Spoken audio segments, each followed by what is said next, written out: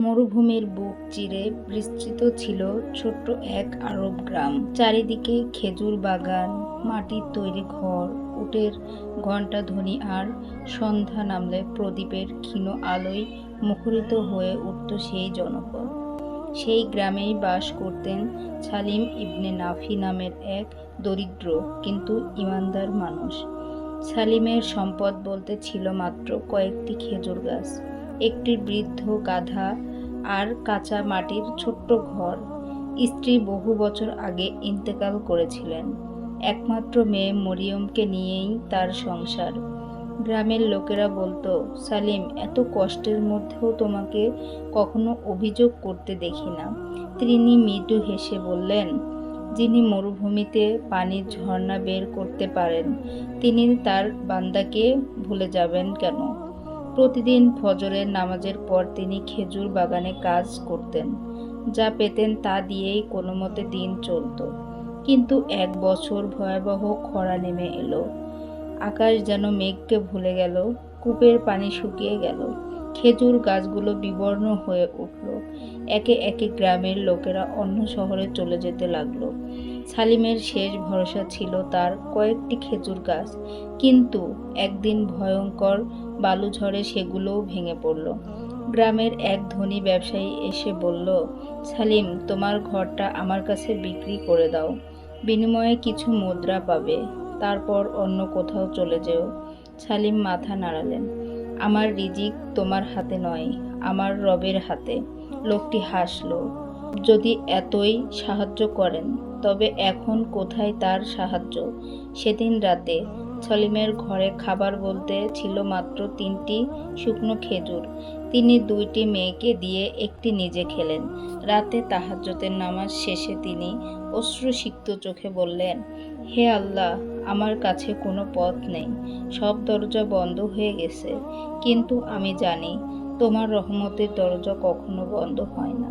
পরদিন সকালে তিনি দেখতে পেলেন তার বৃদ্ধ গাধাটিও মারা গেছে। এবার গ্রামের মানুষ সত্যি ভাবল সালিম শেষ হয়ে গেছেন। কিন্তু আশ্চর্যের বিষয়, তার মুখে তখনও হতাশার ছাপ ছিল না। সেদিন বিকেলে মরুভূমির পথ ধরে এক আহত বৃদ্ধ পথিক গ্রামে এসে পৌঁছালো। প্রচণ্ড তৃষ্ণায় তার অবস্থা শোচনীয়। লোকেরা ভয়ে তাকে এড়িয়ে গেল, কারণ সবাই নিজের অভাবেই জর্জরিত।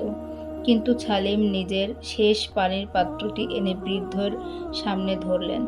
মরিয়ম বিস্মিত হয়ে বলল, আব্বা, এটাই তো আমাদের শেষ পানি। সালিম মৃদু হেসে বললেন, যে আল্লাহ এই পানি দিয়েছেন, তিনি আবার দেবেন। বৃদ্ধ লোকটি পানি পান করে কিছুটা সুস্থ হলেন। তিনি বললেন, তুমি জানো তুমি তোমার শেষ সম্বল আমাকে দিলে? সালিম উত্তর দিলেন, আমি তোমাকে দিইনি, আল্লাহর সন্তুষ্টির জন্য দিয়েছি। বৃদ্ধ লোকটি দীর্ঘক্ষণ তার দিকে তাকিয়ে রইলেন। তারপর নিজের পাগড়ির ভেতর থেকে একটি পুরনো চামড়ার থলি বের করলেন। থলির ভেতরে ছিল একটি তামার চাবি। লোকটি বললেন, বহু বছর আগে আমি এই গ্রামের কাছেই এক কাফেলার সঙ্গে ছিলাম। ডাকাতের ভয়ে আমরা কিছু মূল্যবান জিনিস একটি পরিত্যক্ত কূপের পাশে মাটির নিচে লুকিয়ে রেখেছিলাম। তারপর সবাই ছড়িয়ে পড়ে। এত বছর পর আর কাউকে খুঁজে পাইনি। আমি মৃত্যুর আগে সেই আমানত কোনো সৎ মানুষের হাতে তুলে দিতে চেয়েছিলাম। সালিম বিস্মিত হয়ে বললেন, কিন্তু আমি কেন? বৃদ্ধের চোখ ভিজে উঠল, কারণ আমি এমন মানুষ খুঁজছিলাম যে নিজের শেষ পানিটুকু আল্লাহর জন্য বিলিয়ে দিতে পারেন। বৃদ্ধ তাকে মরুভূমির একটি নির্দিষ্ট স্থানের কথা বলে দিলেন, কিন্তু কয়েক ঘন্টা পরেই সেই বৃদ্ধ ইন্তেকাল করলেন।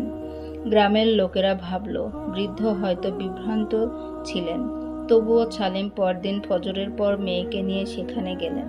একটি শুকিয়ে যাওয়া পুরনো কূপের পাশে মাটি খুঁড়তে খুঁড়তে হঠাৎ তার কোদাল শক্ত কিছুর সঙ্গে আঘাত পেল। মাটির নিচে ছিল কাঠের তৈরি একটি বাক্স। বাক্স খুলতেই তিনি হতবাক হয়ে গেলেন। ভেতরে ছিল স্বর্ণ মুদ্রা, রৌপ্য মুদ্রা আর কয়েকটি মূল্যবান রত্ন। মরিয়ম আনন্দে কেঁদে ফেলল। কিন্তু আসল বিস্ময় তখনও বাকি ছিল। বাক্সের ভেতরে একটি পুরনো চিঠিও ছিল। চিঠিতে লেখা ছিল, যদি কোনো সৎ ও আল্লাহ ভীরু মানুষ এই আমানত পায়, তবে সে যেন এর একাংশ দিয়ে অভাবীদের সাহায্য করে, কারণ এই সম্পদ আল্লাহর পক্ষ থেকে একটি পরীক্ষা। সালিম দীর্ঘক্ষণ নীরবে বসে রইলেন। তার চোখ দিয়ে অশ্রু ঝরছিল। তিনি বললেন, হে আমার রব, যখন সব পথ বন্ধ হয়ে গিয়েছিল, তখন তুমি এমন দরজা খুলে দিলে যা আমি কল্পনাও করিনি। এরপর তিনি সেই সম্পদের বড় অংশ দিয়ে গ্রামের শুকিয়ে যাওয়া কূপ সংস্কার করলেন, গরিবদের সাহায্য করলেন, এতিমদের জন্য খাদ্যের ব্যবস্থা করলেন।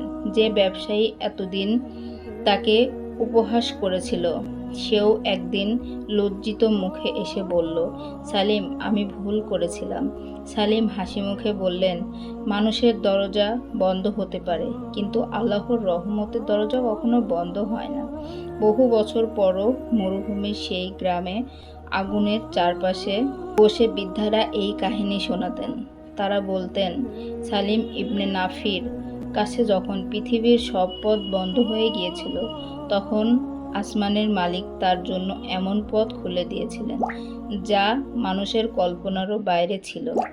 এই গল্প থেকে আমরা শিক্ষা পেয়েছি যে যে মানুষ সত্যিকার অর্থে আল্লাহর উপর ভরসা রাখে, ধৈর্য ধারণ করে এবং হালাল পথে অবিচল থাকে, আল্লাহ তাকে কখনো নিরাশ করেন না।